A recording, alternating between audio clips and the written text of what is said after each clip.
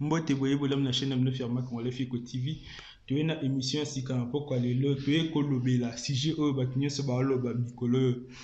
eza sur salaire ya ba députés nationaux ya mboka na biso République démocratique du Congo. Mais lelo tu es vraiment lobela salaire na bango te tu es ko comparer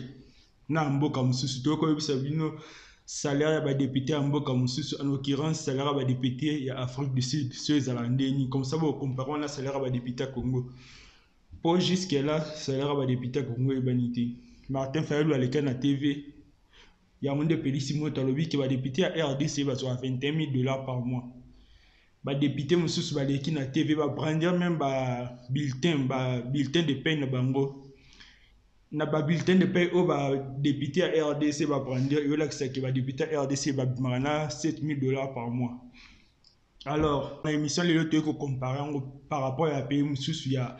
Afrique totale, la somme député va à combien comme ça et puis ça une idée na 7 000 voilà pas jusque là preuve exact que député va à 7 000 non il y a majorité na opposition va prendre ba pay slip na bango ba bulletin de paie na bango et là c'est 7 000 $. Martin Fayulu lui à lobby ba député va à 21 000 $. Alors to comparer na mboka msu total so 7 000 voilà vraiment député na biso ba mérité to ba mérité à moté ya ngo inde bit émission na biso lelo na zwimboka o esika na vanda ka Afrique du Sud na comparons na ba député Afrique du Sud to ba so ba député Afrique du Sud ba so combien et là moi il faut boyer ba na Afrique du Sud salaire ya ba tunyo so ba sala na gouvernement ezala affiché na gazette président a signé ngo puis ba publier ka ngo ba tunyo so ba yebiango okoke na internet o bet na Google et ko bimiselo résultat salaire mutunyo so banda vice-président na mutasuka oza na gouvernement ba ministre bango nyonso ba salaire na bango e bani au mona ngwana ezala vraiment problème te mais nazoka na Congo ba député mususu ba loba salaire ya mutu eza c'est écrit non bino za mandataire public il faut mbongo obo gagner batu oba vota bino ba yeba ke mbongo obo gagner na fin du mois ezabo mutu ta senga bino peut-être bato famille na bino nde ba senga bino mais peuple il faut ayeba ke non bino bozoka montabo ebo mana montabo par mois na poni Afrique du Sud poani Afrique du Sud eza parmi les pays où eza likolo na top na Afrique économiquement système éducatif na bango banzela babiloko belé eza likolo siko total la salaire au député Afrique du Sud azozwa na salaire au député RDC azozwa na rappelé bino lo moko na 2020 ba député sud-africain salaire na bango na batu ba grande tête de gouvernement salaire na bango pour chaque année salaire il faut mata ce qui année ya sikibandi pour la inflation salaire il faut mata mais à partir de 2020 salaire na bango mata te pour nini bazwaki mbongo na bango bachana effort augmentation là il fallait bazwa bachana effort pour lutter contre Covid-19 et puis membre de ce gouvernement là ko contribuer 30% à salaire au andazwa et qui na effort ya lutte contre Covid-19 pour ndenge économie ezalaki na se il fallait ko soutenir ba domaine mususu ya vie nde bongo et salamaki sikoyo to kota na bozindo to la sabino combien député bazwaka na Afrique du Sud mais avant to suka na ba député to bandana na ba vice-président ba ministre et puis to kitana se to la to ebisa bino so ba député ya mboko bazwaka combien OK na pose na kende na laptop na checkele bino na chela bino pe na écran boye ba combien ba membre du gouvernement d'Afrique du Sud bazwa ndeka na lobby Afrique du Sud déjà plus avancé que RDC donc niveau Afrique du Sud déjà na niveau Congo ça et car ils ont moulai OK to bandi vice-président de la République salaire né par mois est à 14 000 $. Ba ministre salaire na bango par mois est à 12 500 $. Ba vice-ministre salaire na bango par mois est à 10 300 $.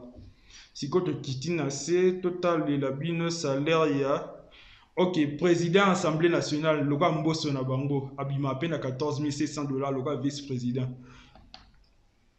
na CA pour appeler vraiment la position sur le gouvernement eza na lingi mingi na le capoto comme na niveau ba député le quoi na RDC oh bah ça la polémique Nicolo salaire de député national en Afrique du Sud est à 5 926. Donc ce qui te lundi te comparer na bato oyo babrandisaki un bulletin de paye na bango différence eza $1000. Député ya RDC azozwa $1000 plus que député ya Afrique du Sud. Nde bongo ezali soki tosali comparaison nde bongo ezali na rappelé bino ke Afrique du Sud eza plus avancé que RDC. Nga na soutien na idée ya bato oyo bazoluka ko réduire ba frais ya fonctionnement ya ba institution. Ben institution na biso ezo consommer bongo belé na l'état, alors ceux qui moyen à réduire ba frais wana ezali, moi je suis parmi les gens qui soutiennent cette idée. Et puis alors moi il faut na bisabino ba prime ba député RDC bazana ba prime salaire na bango net eza $7000 mais bazana ba prime eza le quoi ce que travailler ba heure supplémentaire na habité ba critère ni mususu et ça ba prime na RDC mais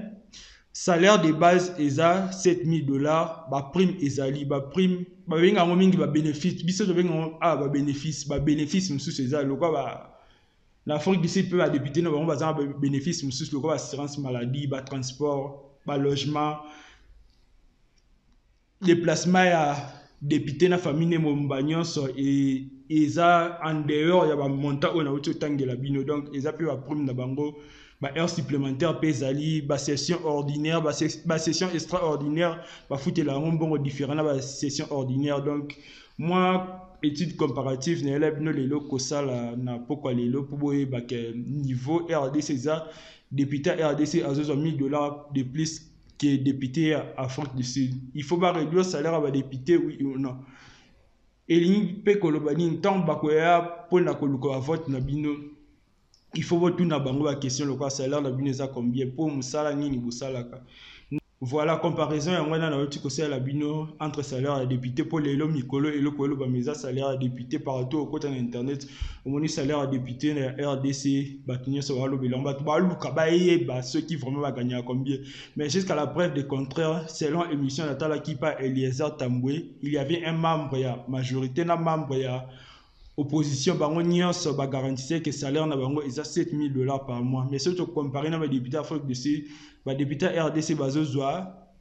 $1000 de plus que ba député Afrique du Sud. Surtout comparé RDC na Afrique du Sud est plus avancé que la République démocratique du Congo. Question si que ezali il faut ba réduire salaire ya ba députés nationaux. Il faut que tu